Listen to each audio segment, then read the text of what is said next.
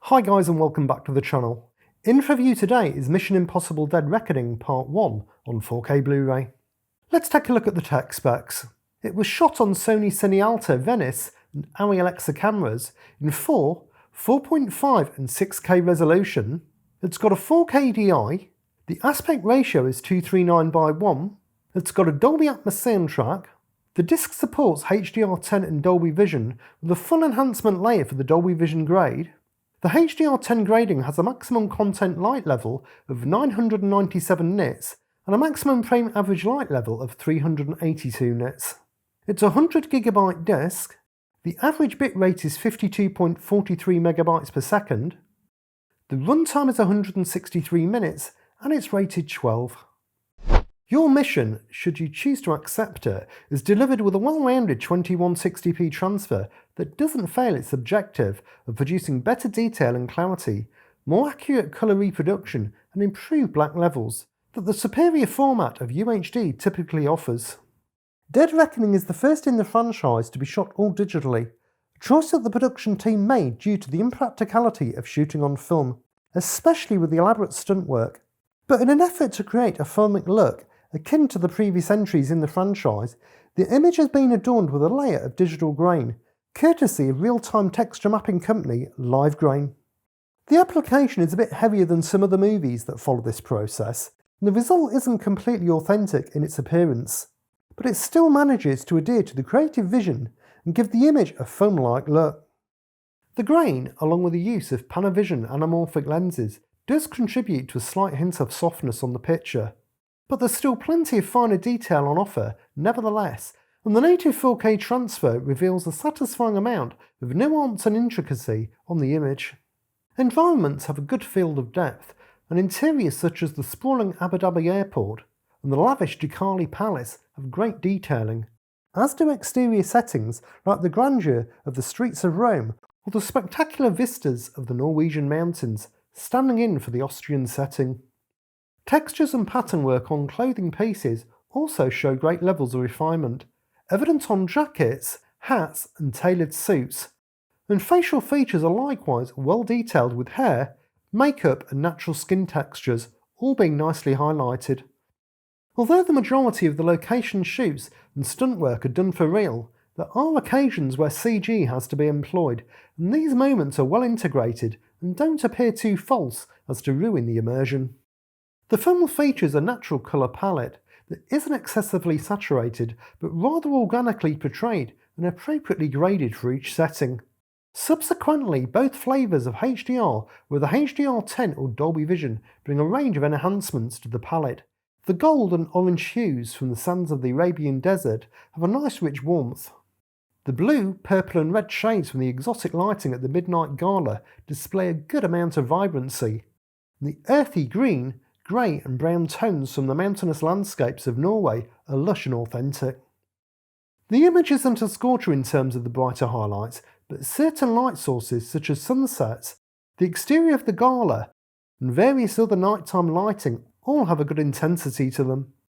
Dark or dimly lit settings exhibit sufficient black level depth without crush, which is apparent in one of the opening scenes when Ethan Hunt is lurking in the shadows, or a little later in the film with the dark back streets and canals of Venice. I didn't detect any serious encode or compression related issues, and the image retained good stability throughout. If you enjoy this type of content, why not hit the like button and consider subscribing and follow me on Twitter and Instagram at chrisatthemovies to stay up to date with the latest physical media news. As for the audio, Dead Reckoning is accompanied with a robust and explosive Dolby Atmos soundtrack that certainly completes its mission of bringing you into the heat of the action. Shortly into the movie, at around the 11-minute mark, as Ethan Hunt heads to the Arabian desert, the viewer is given a taste of what the Atmos track has to offer. When a sandstorm rolls in, the soundstage is engulfed in swirling and howling winds, coming through the surrounds and heights, coupled with an intense shootout, which has plenty of whizzing and ricocheting bullets. A little later in the film, the action segues to the streets of Rome, where a chaotic lengthy car chase occurs, making way for a whole host of great surround channel usage, with bangs and crashes, revving car engines, blaring horns and screeching tyres, all encompassing the listener. The train sequence is another highlight and has many great elements of effective sound design. The train itself produces some nice rumbling sounds as it hisses and screeches whilst travelling along the tracks, and these noises can all be heard in the surrounds and heights as the action unfolds throughout the length of the train's interior and exterior. When the mission leads Ethan to climb onto the roof of the train, he is then shortly caught up in a predicament, as it travels through a tunnel and he has to cling on to the roof. This leads to some great dynamic surround and height speaker usage, with rushing winds and echoing sounds, almost creating a claustrophobic feeling. Once the sequence comes to a dramatic end and the train crashes, there's a plethora of loud creaks, groans and thuds, all making great use of the listening space, including a few effective uses of the heights, as the carriages fall and items from the train's interior are thrown around. As for the use of the height channels overall, the top layer is nicely integrated into the mix, with some effective inserts in the key action sequences, as I've mentioned previously, though some effects are subtler than others. Aside from that, they are mainly kept occupied with musical extension. In terms of the bass response, the deepest rumbles and booms mainly come in short bursts, such as the explosion of a submarine or the flyover of two ospreys, which both hit really hard. But other than that, the LFE is kept to more tamer levels. Lorne Balfe's musical score is a standout throughout the runtime, coming through with great clarity and punch and really adding to the drama and suspense of the film, whilst dialogue is rendered crisp and clear without issue. To summarise, I'll give the picture a 9.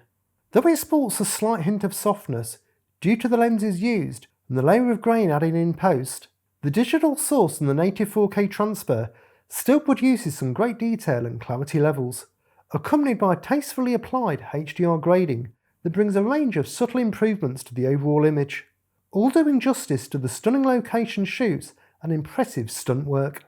And I'll give the audio an 8.5. This is an action-packed soundtrack for an action-packed movie, exhibiting some fantastic surround channel activity, decent top layer output and some reasonable bass response. A little more kick from the LFE and a bit more dynamic height speaker usage could have taken this track to the next level, but it's still a great Atmos mix that should definitely satisfy fans of the franchise. So these are my thoughts on Mission Impossible Dead Reckoning Part 1 on 4K Blu-ray. Will you be picking this one up? Let me know down in the comments. Thanks for watching guys, enjoy your movies, bye!